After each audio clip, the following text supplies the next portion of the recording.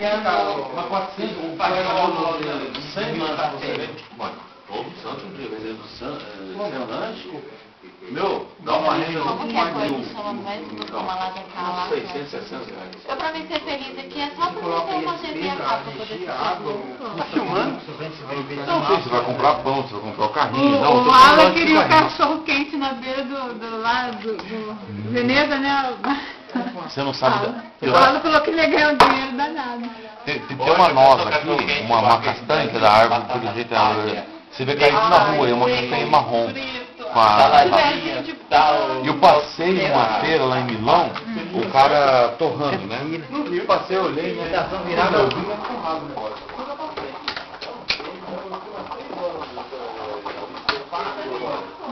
Olha o que eu voltei, eu não estava lá em. Sabe como é que eu faço para me andar pela Veneza? Eu boto o olho da Veneza. Meu, me frio? Você tá fora? Eu e você. Eu lembrei do espetinho, eu fui seco lá na seguida fumacinha. Cheguei lá e o cara torrando aquela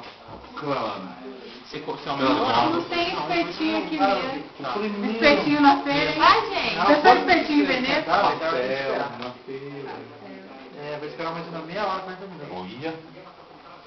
Esse forno aqui mesmo. Quem que é o Inael, mais? É, mas não estou entendendo como é que funciona isso aqui. É, manda ele vir aqui, né? Parar de fazer graça. Não, mas o negócio não funciona não. Tira já. Nossa, eu tinha um 7. Por que eu fui entregar meu jogo? Por quê? Você tinha um 7? Eu tinha. Aqui, ó.